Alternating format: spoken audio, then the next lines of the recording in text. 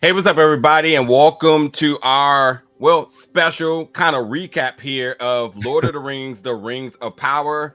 This is going to be covering episode 4, The Great Wave.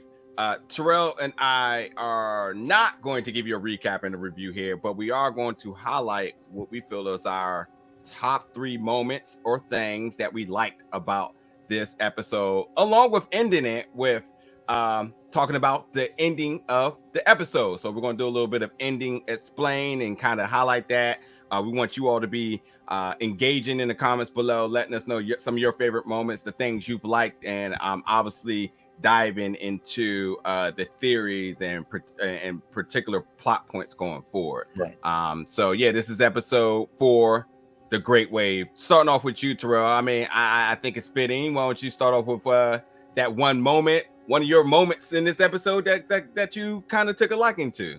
Oh, absolutely. Talk about just the gall of Galadriel and just this entire show so far. And my one of my moments here is how she just outright disrespects Queen Míriel and calls out in front of just everybody in court, like, yo, why am I talking to you? Bring your father out. I want to talk to the manager. Like, you're not even the person to be talking to. So, I mean, just that moment and just how her character is, where since the show has started, she's been outspoken. She has, had not held back her tongue, regardless of how tight the situation or dangerous situation has been. And I feel like this is another highlighted moment, and why I felt like it was a top moment for me, for as another woman to speak to her like this, another woman of power to speak to her like this, and try to call her out like this in front of everybody. Like I just thought that was just wild to me, like that she would do this again. Yeah. I did enjoy that moment. For me, and one of my moments in this episode, I think, goes to Theo, who we've seen him have this connection with this sword earlier in the season. And there's a lot of theories about the sword. Obviously with the marking of Sauron on it, you think it's potentially his sword, but folks on the internet has definitely been, diving deep into the lore and saying it could be a potential it could be potentially a couple of other different things. I think we actually got a stronger indication of the sword and the belongings of the sword and what the sword is. But I really was digging when Theo and homie go back into the town. Clearly they're just not thinking, because come on now. But the moment that he runs into the orc, and in that moment, first of all, again, the orc's design of this series so far has been spectacular, especially since we kind of got away from the designing in the Hobbits, going very CG heavy. But obviously from the original trilogy of the Lord of the Rings, where the design was definitely a big part of their budget and presentation.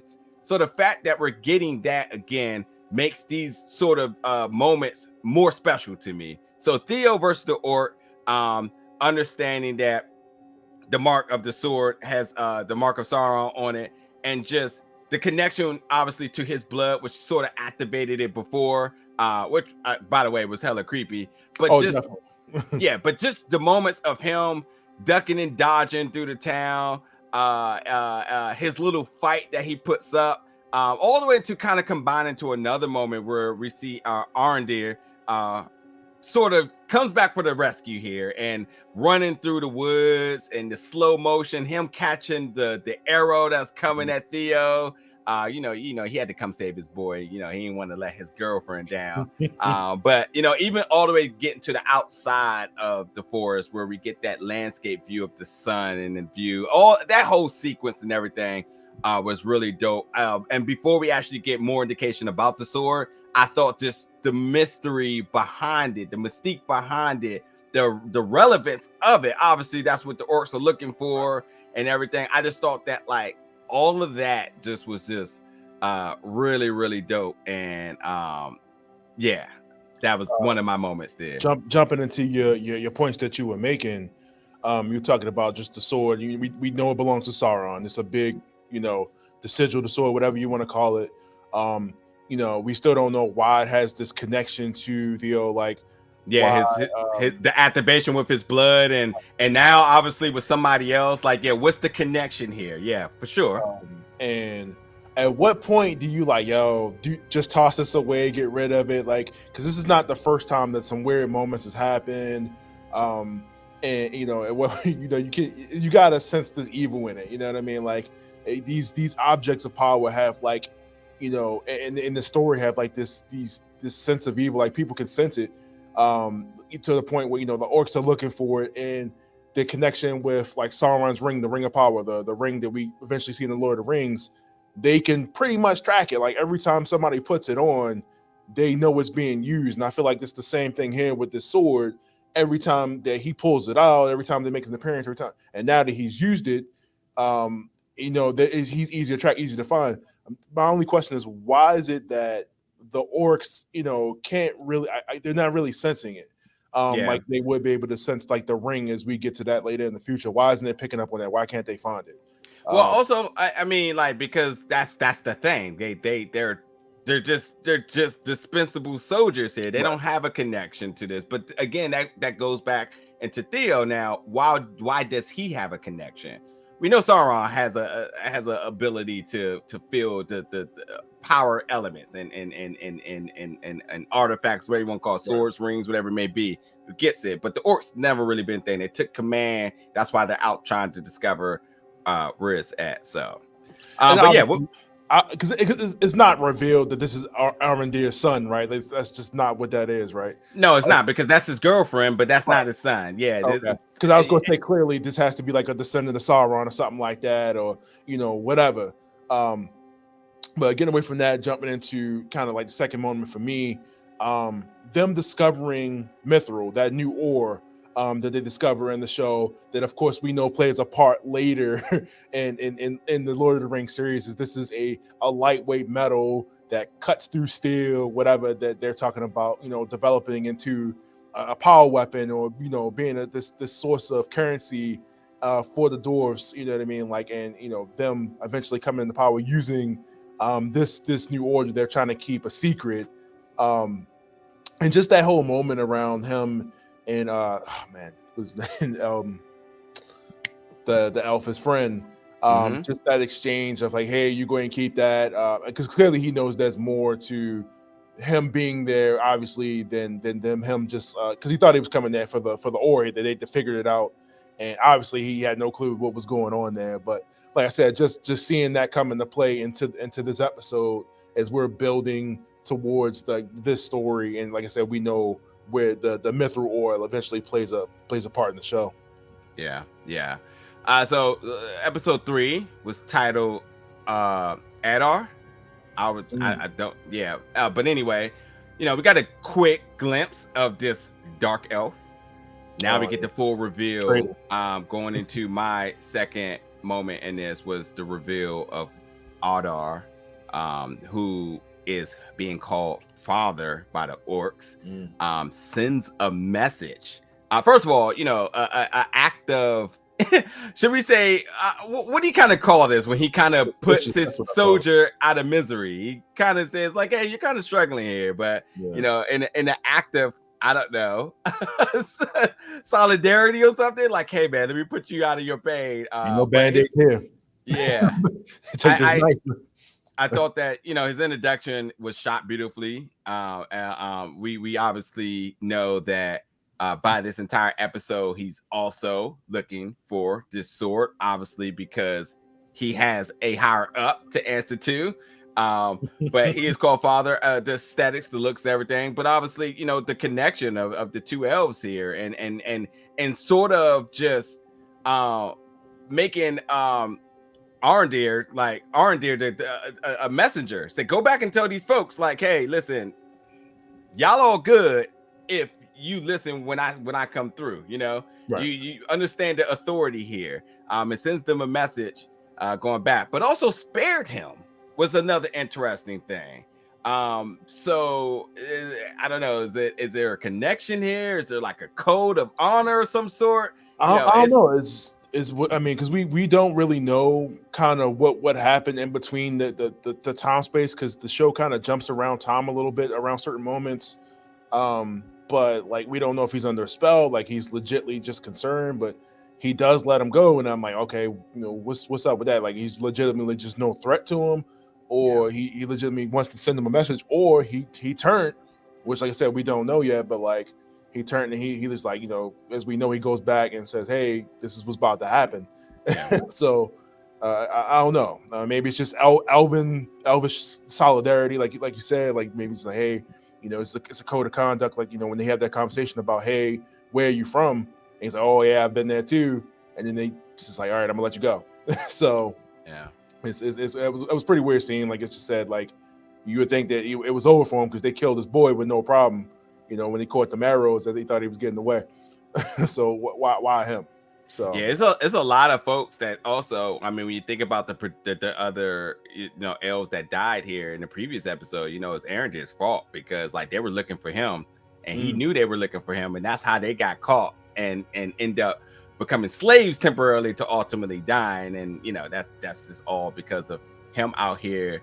Out and about trying to do his own thing, but it came into which people are suspecting is the reason why all of them were caught and ultimately died. So like he kind of have to wear a extra burden now in his journey, understanding that his actions definitely can have repercussions to folks around him. So was this part of the reason why he just was so willing to go back and give the message and say like, hey, this is just what it is, and I guess we just got to kind of play the role. I mean, he was already spared, so he doesn't technically feel threatened. So, right. But you got to make sure everybody else is on the same page. So, but yeah, go forward with your next. You kind of already talked about it, but one of the moments I really liked in the show was Arondir. Like, is it just him that has this ability to slow down time and grab arrows? And I've noticed it's like the second episode where he's like literally grabbed something mid bullet time and just used it. So I thought that was interesting. But like he just happens to be there at that moment where they're running away and he comes and saves them from the orcs. Again, we know he was coming back to deliver a message, but the timing is a little suspicious, to me. Like, okay, is he coming back to appear to gain trust by being against the orcs? But of course he comes back and lets his girl know, hey, they're coming. But what was the timing of that whole situation? And did the father of the orcs, trying to remember his name at the moment, did he sell him on whatever he was selling at that point before Adar. Adar. Yeah, trying to remember that. Yeah. The father of the orcs at the moment. So, and again, like I said, I mean, are they able to sense this sword? Because elves usually have the ability, and in the story, elves in this story have the ability to kind of sense these artifacts. I mean, let's just call it what it is. They don't, because if they would go exactly to where it's at if they knew where it was at. That's yeah. The speculation about who can sense it, whether they can sense it when it's power or they can sense it when it's sort of disabled and sort of just I can't think of the word, but just kind of just hanging out, chilling, whatever. Right. It's yet to be determined because the boy's still trying to figure it out. Obviously, he got this elder now who's also aware of the marking. The marking of the beast and looking in the eye in the sky. Like, they're very much aware that like danger's coming. It's not a secret anymore now. So, it's the search for the sword to return it to the owner, but understanding how to track it. They know it's in the tower now, and it's just a matter of what does that mean. It's funny though, because Arondir now went back, told them like, hey, we're kind of at peace as long as we abide by what they say. Right. And they're kind of like, well, we won't have to bother them. We know they're there, but we won't have to bother them. But now everything changes because now they have to go there because they're literally looking for something that was literally there. It's going to be conflict come next episode. I'm just going to say for my last one, I love the opening sequence here with the queen having this sort of dream sequence of Numenor being destroyed. It gave me 2012 vibes, the movie 2012, and the big wave coming through. And we all know about the history and so in this case the future of Numenor. So it's kind of cool seeing how these things are kind of been foreshadowed for the folks in real time, and with the queen having dreams here, which is later explained about these things, and how, sort of say, game changing certain things can be with these dreams, because everything it's all about the protection of Numenor, no matter what. It's all, that's where all the decisions are aligned with. So yeah. So let's talk about the ending of this episode here. Ending being the last closing moments before we actually get into the next episode. A little bit of elaboration on what we think and sort of how things kind of played out. So I'm go ahead. Oh no, I was getting to the end in a little bit. It's just weird because, like, you know, we spend the last, you know, 2 episodes or an episode or so pretty much, like, you know, with Galadriel being an outcast to pretty much almost being now the savior of Numenor, by, you know, they're so superstitious about certain things, and you see the petals come down, and, you know, as she says this. Well, let's bring this full circle, because we're explaining this, so I think we need to have this as elaborate as we can. So obviously, after numerous attempts here of Galadriel trying to get Numenor and the Queen to once again be aligned and along the side of the elves, because she knows what's coming. Right. We've done it before. Let's do it again. Let's run that back. And listen, it's such a big threat for Numenor. We're not in. And this even comes in a moment of Galadriel finding out the state of the king, them even having a moment of solidarity here in terms of, like, hey, I know what you're going through. I know what it means to be the outcast. I know what it means to be by yourself. I know you're going through a lot. You know, it doesn't leave this chamber. No one will know. So no, even with all of that reassurance, Queen is just like, listen, you got to go on that ship. You got to go, because she wants to make sure that everything is aligned in the city. They know that she's a threat. And not just the threat, but they feel like her being there brings sort of, again, the destruction, the end, bad omen, of Numenor. So this can't be a thing. We're not fighting with the elves. Elves can't be here. This is the land of man.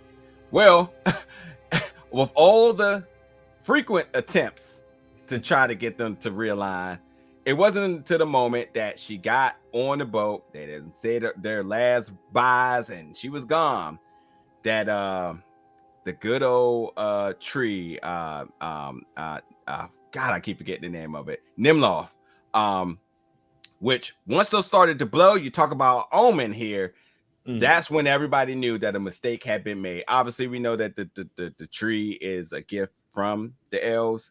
Right. So, like, you know, there's a lot of, and even with the dialogue by the speech by the Queen, there's a lot of importance of the tree, very symbolic. And as she mentioned, this is like almost like tears here. The city is crying because of the decision that was made. It happened bang bang, so obviously cause and effect. It's no denying that this decision that the Queen made, in what she thought in protection of the city, actually turns out to be detrimental to the city by the tree giving a sign that she needed. And I mean, listen, they you know, the moment where they touched the Palantiri stone and they got the vision, Galadriel got the vision.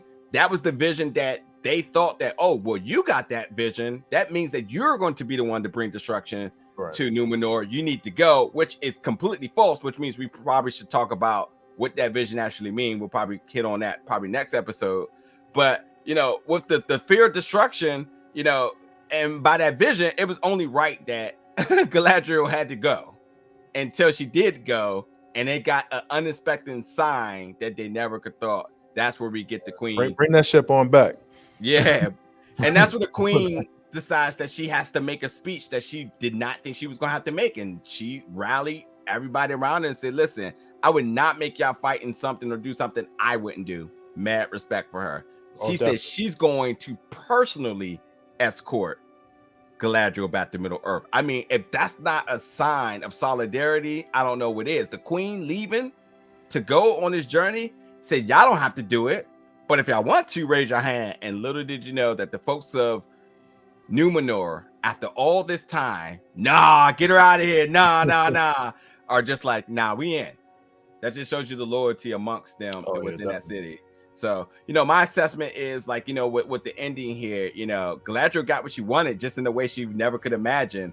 And the people of Numenor are completely loyal behind whoever's in authority, the king, the queen, which the queen leaving, the king still being there, but obviously the deteriorating health that everyone doesn't know about, which makes things a little bit interesting going forward there. And hell, who steps up to make decisions, and does those decisions align with what the queen or king would have wanted? That there could potentially bring destruction to the city, which we know is ultimately coming. So yeah, give me your closing thoughts about the ending of this episode.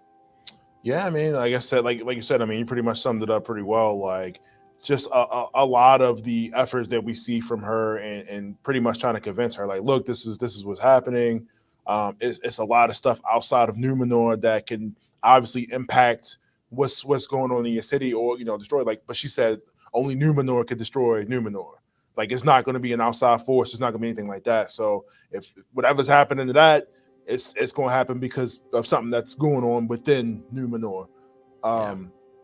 But like you said, I mean, just to kind of see that effort finally get brought by, like you said, by this omen of the tree shedding its petals, that obviously it's not a thing that happens every day in this city. You know what I mean? So, and to see all these people that's been talking trash for 2 episodes about get them out of here, like you said, and we see the son of the captain, who, after wanting to get off the ship and getting his friends, banished off the ship, losing their dream jobs.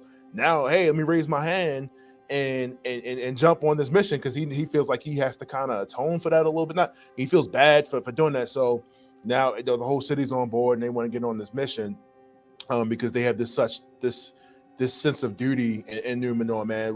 Whether it comes to crafting, making swords or whatever, everybody feels like a sense of duty to the city, and I really appreciate like this common ground that everybody has here. There's no, hey, you're this race, or everybody's human this or whatever, but you're this or that, or what position you have in this town. Everybody, there's no hierarchy here at this point. Right. It's all about men, and not men by gender, but like men as in human, as is referred to. Everybody stepping up because the queen, who they respect, has made a decision. Everybody within the hierarchy is obviously preaching her gospel here, but all of the free men are basically like, it's an opportunity for me to prove myself, and obviously this is how we do it, and that's what we've seen, the display and camaraderie amongst the folks. So and shout out to the costume department for Disa and Míriel, man. You killed it on this week's episode. Killed it, loved it. Yeah, instantly, fresh off the beginning of this episode. Right. So. Anyway, folks, let us know your top 3 moments of this episode, or theories about this episode, and anything else you want to contribute in terms of the ending of this episode, as we prepare and get ready for next week, episode 5 of The Lord of the Rings of Power. Until then, folks, y'all be safe. Thank you for watching, and we'll see you then.